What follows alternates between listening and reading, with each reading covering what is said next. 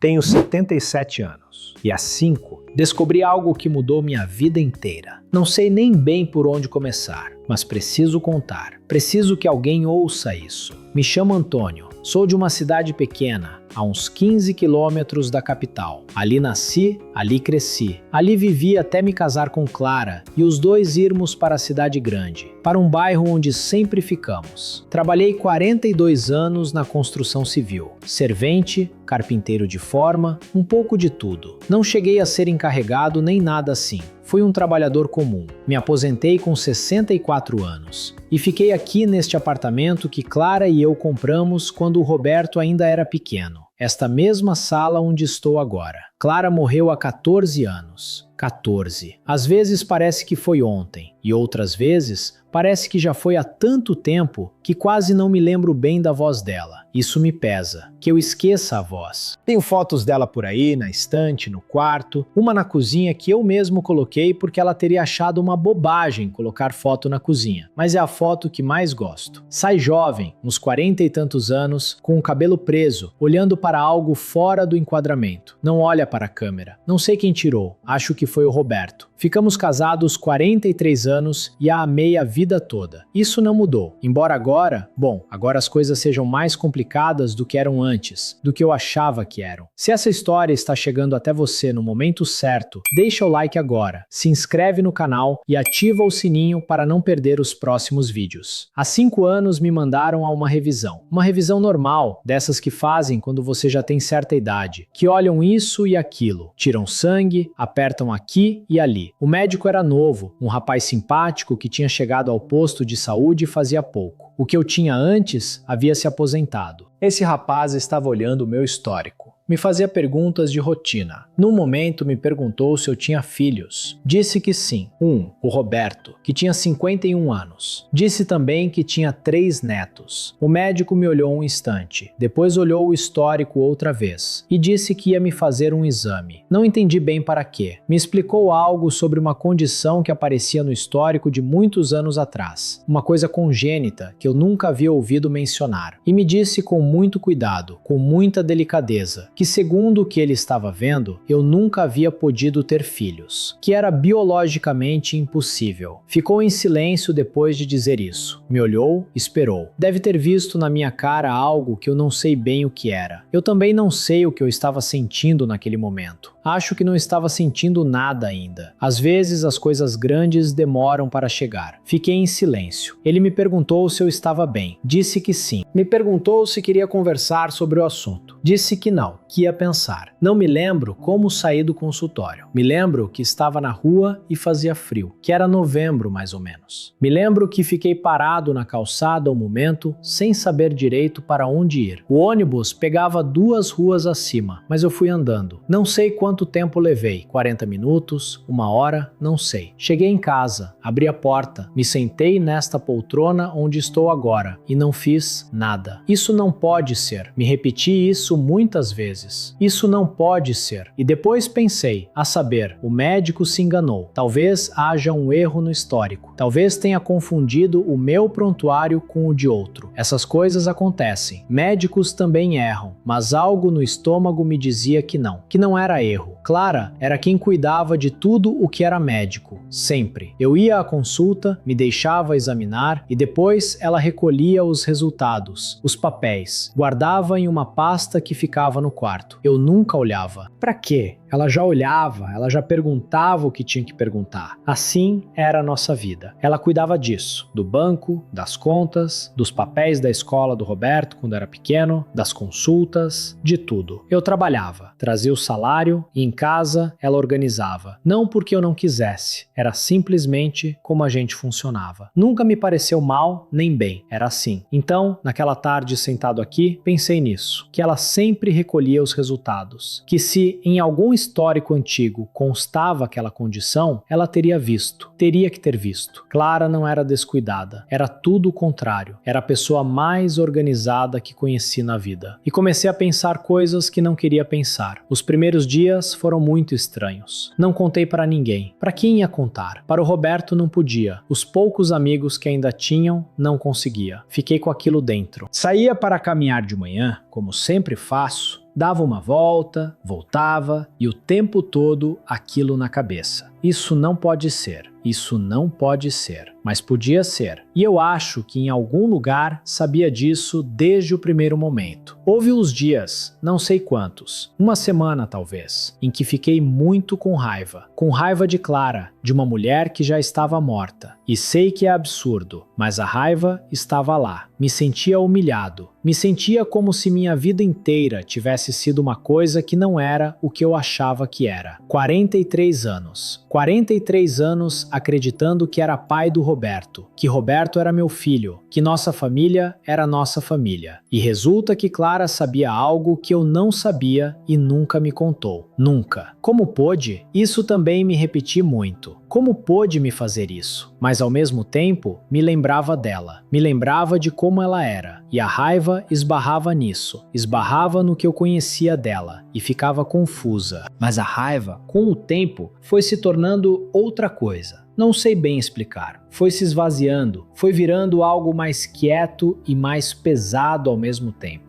Uma confusão, mais do que raiva, um não entender, porque eu conhecia Clara, ou achava que conhecia, e Clara não era uma mulher mentirosa, não era uma mulher fria nem calculista, era uma mulher boa, de verdade boa. Boa com as pessoas, boa com os vizinhos, boa com a mãe dela quando a mãe dela ficou doente. Não era daquelas que fazem as coisas porque parece bem, era daquelas que fazem porque sim. Então, como uma mulher assim faz uma coisa assim? Isso não me entrava, não me cabe ainda, se for honesto. Fiquei olhando fotos durante vários dias, fotos antigas de papel que tenho numa caixa no armário. Fotos de quando o Roberto era pequeno, fotos do nosso casamento, fotos das férias, de uma viagem que fizemos quando o Roberto teria uns 8 ou 9 anos. Olhava o rosto dele, olhava os olhos, buscava não sei o que, buscava se me parecia. E umas vezes me parecia que sim, que tinha algo meu na forma do rosto, no jeito de franzir a testa. E outras vezes me parecia que não, que talvez eu sempre tivesse me imaginado isso porque queria ver. Isso é muito estranho, ver algo durante 50 anos e de repente não saber se estava vendo de verdade ou inventando. Passei um ano mais ou menos assim, com tudo isso dentro, sem contar para ninguém. O Roberto ligava aos domingos como sempre. Conversávamos das coisas dele, dos netos, do trabalho. Eu ouvia a voz dele e pensava nisso, e não dizia nada. Me sentei com ele para almoçar vários domingos esse ano, aqui em casa ou na casa dele. E o olhava enquanto falava e pensava coisas, e não dizia nada. Olhava a forma do rosto, o jeito de gesticular, o sorriso. Buscava algo, buscava traços meus. Às vezes encontrava, às vezes não encontrava nada. Não sei se o que encontrava era real ou se era o meu desejo de encontrar. Não sei se o que não encontrava era real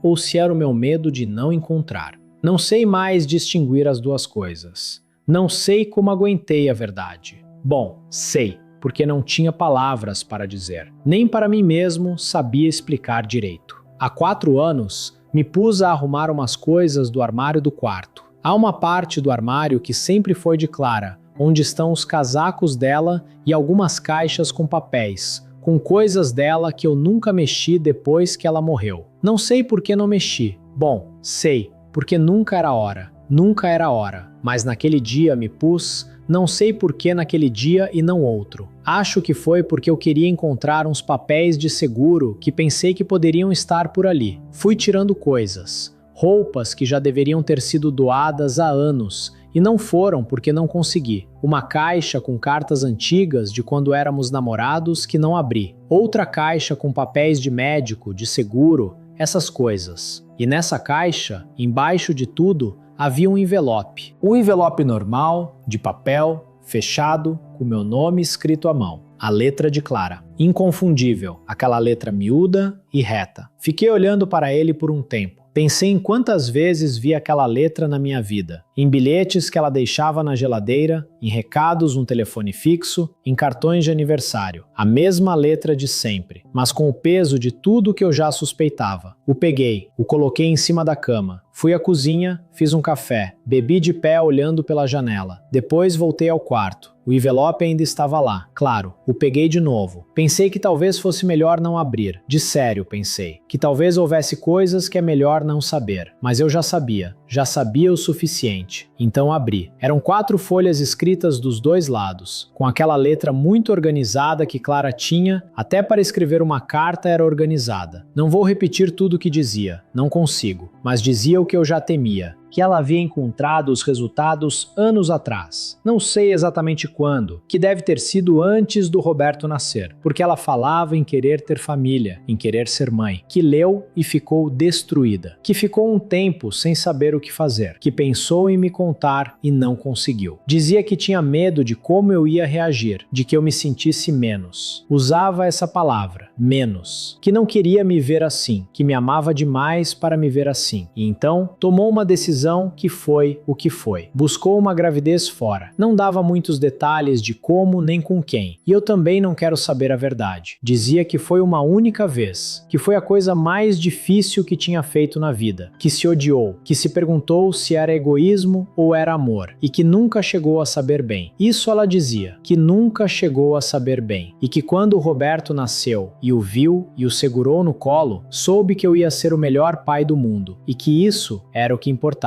Dizia isso também. E dizia que lamentava, que sabia que era uma crueldade, que tinha me roubado algo que era meu saber, que não tinha direito, mas que também não tinha sabido fazer de outro jeito, e que me amava, que sempre me amou, que isso nunca tinha sido mentira. Fiquei sentado na cama com as folhas na mão, não sei quanto tempo. Não chorei. Acho que sim, um pouco. Não me lembro bem. Lembro que estava escurecendo e que em algum momento percebi que não tinha acendido a luz e estava na penumbra. Me levantei, acendi a luz, coloquei as folhas de volta no envelope e o envelope guardei na gaveta da minha mesinha. Está lá ainda. O que senti? Não sei explicar bem. Menos raiva do que esperava. Talvez mais tristeza, uma tristeza muito quieta, porque Clara estava morta há 10 anos quando li aquilo. Eu não podia ligar para ela, não podia perguntar nada, não podia dizer nada. Estava ali sozinho naquele quarto, com uma carta que ela havia escrito não sei quando, guardada para que eu encontrasse quando ela já não estivesse. Também pensei nisso, que ela havia guardado para que eu soubesse, mas sem precisar me contar ela mesma, sem ter que ver minha cara. Não sei se acho que isso é covardia ou se entendo. Acho que as duas coisas. Acho que é as duas coisas ao mesmo tempo. O que mais me custa é que continuo amando ela. Isso não mudou. Continuo pensando nela todos os dias. Continuo olhando aquela foto da cozinha. Continuo com saudade. E ao mesmo tempo, me sinto enganado. Não sei como se tem essas duas coisas ao mesmo tempo. Mas se tem, não são contraditórias, ou talvez sejam, mas estão as duas ali juntas e não vão embora. Às vezes penso que o que ela fez foi uma barbárie, que não teve direito, que minha vida, o que eu achava que era minha vida, foi construída sobre algo que não era verdade, que fui pai a vida toda sem sê-lo, que celebrei o nascimento de um filho que não era meu sem saber, que me orgulhei do Roberto, de como foi na escola, de como se tornou homem, dos filhos dele, de tudo, acreditando numa coisa que não era. E outras vezes penso, o que importa isso? Que eu amo o Roberto, que o amei a vida toda, que o amo agora mesmo hoje com 77 anos, que fui pai dele, que estava quando ele ficou doente pequeno, que ensinei ele a andar de bicicleta no parque perto de casa, que o acompanhei no primeiro dia do colégio, que no casamento dele com a Marta tive que me conter para não chorar, e não me contive do todo. Tudo isso é real. Ninguém me tirou isso. Mas aí penso no Roberto, no que ele sabe ou não sabe. Se alguma vez suspeitou de algo. Se Clara disse algo a ele antes de morrer. Não acho que disse nada. O Roberto nunca me deu nenhum sinal de nada. Quando conversamos, quando almoçamos juntos, é o mesmo de sempre. Não noto nada diferente. Mas claro, eu também não dou sinais de nada e mesmo assim estou há 5 anos com tudo isso dentro. O ano passado, fomos almoçar todos juntos pelo meu aniversário. O Roberto, a Marta, os 3 netos. O mais novo tem 9 anos e é muito agitado, não para quieto. Estávamos num restaurante daqui, um que o Roberto gosta. Eu os olhava todos e pensava, essa é minha família. E a resposta é sim, é. E também, ao mesmo tempo, num outro lugar, há uma resposta diferente? E não sei como estar com as duas respostas ao mesmo tempo, mas é assim que estou. E perguntei muitas vezes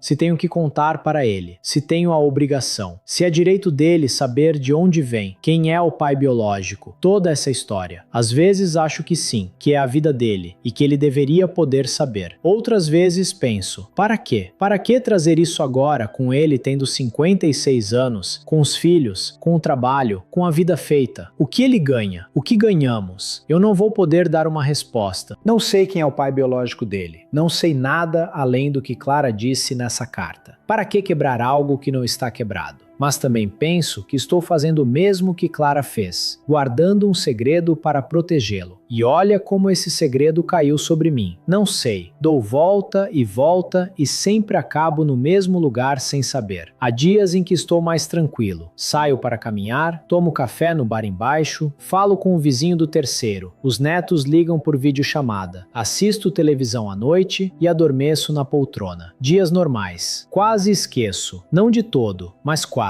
E há outros dias em que acordo às 4 da manhã e estou ali no escuro com tudo isso em cima. Com Clara, com o Roberto, com a carta, com o médico jovem que sem querer me desordenou a vida. Uma coisa que me custa muito é não poder falar com Clara. Parece absurdo, já sei, mas durante 43 anos, quando algo me pesava, eu dizia para ela. Ela escutava. Às vezes me dizia algo útil e às vezes não, mas o fato de contar já aliviava. Isso é algo que a ciência sobre luto também reconhece. A perda de um confidente de longa data deixa um vazio que vai além da saudade, deixa sem lugar para falar. E agora tenho isso, que é a coisa mais pesada que me aconteceu na vida. Mais pesada do que quando ela morreu mesmo, porque quando ela morreu, a dor era uma dor que entendo, uma dor normal, de falta, e isso não entendo. E não tenho ninguém para contar. E a única pessoa a quem eu gostaria de contar é ela, que é quem me fez isso. Que coisa estranha. Às vezes falo com ela aqui em casa quando estou sozinho, que estou sozinho quase sempre. Falo com a foto da cozinha às vezes. Pergunto por quê. Ela não responde, claro, mas preciso perguntar. Mesmo sem resposta, preciso. Não guardo rancor. Isso também é estranho. Tentei guardar rancor e não consigo. Entendo, em parte. Não justifico, mas entendo. Ela tinha medo, queria uma família, me amava. Tomou uma decisão terrível e carregou com ela a vida toda, sozinha, sem contar para ninguém. Isso também deve ter pesado muito. Isso também deve ter sido muito difícil. Não sei se foi boa pessoa ou má pessoa. Acho que foi as duas coisas. Como todo mundo, suponho. Tenho 77 anos. Não sei quanto tempo me resta. Também não fico pensando nisso o tempo todo. As pessoas mais jovens acham que os velhos ficam pensando na morte constantemente. Mas não é assim. Pelo menos não é assim para mim. Mas sou realista. Restam menos anos do que os que já passaram. E me pergunto se vou embora daqui com isso dentro. Se um dia me acontece algo e vou sem que o Roberto saiba nada, se isso está certo ou está errado, não tenho resposta. Estou há 5 anos sem tê-la e não acho que vou tê-la antes de morrer. O que aprendi é que o Roberto é meu, isso sei. Sei no estômago, não na cabeça. Que seja ou não biologicamente meu, não muda o que vivemos juntos. Não apaga nada, mas também não clareia tudo. Porque há algo que já não é o mesmo. Há algo que mudou em como me vejo, em como entendo minha própria vida. É difícil de explicar. É como se o chão fosse o mesmo, mas já não soa igual quando você pisa nele. Nunca pensei que o amor pudesse ser tão complicado, que uma pessoa pudesse te amar de verdade, de coração, e ao mesmo tempo te fazer algo assim. Não entendia isso antes e não entendo agora, mas já não me parece impossível. Já sei que pode acontecer. Que pessoas boas também fazem coisas que machucam, e que o dano não apaga o que foi bom, e que o que foi bom também não apaga o dano. Isso é o que aprendi, que o amor e a dor podem viver no mesmo lugar, que a verdade e a mentira podem existir dentro da mesma pessoa ao mesmo tempo, e que a vida que você viveu não deixa de ter sido real só porque parte do que você acreditava era diferente do que pensava. Vivi com Clara 43 anos, criei um filho, envelheci junto com ela. Ninguém me tira isso. Mas ninguém me tira também a pergunta que fica. E eu aprendi a carregar as duas coisas. Com 77 anos, sozinho nesta sala. Se essa história tocou algo em você, deixe um comentário aqui embaixo. Conta o que você sentiu ouvindo isso, ou se já passou por algo que lhe fez questionar coisas que você achava saber. Esse espaço é de todos nós. Deixa o like, se inscreve no canal, ativa o sininho e compartilha com alguém que pode precisar ouvir que o amor e a dor podem existir no mesmo lugar ao mesmo tempo.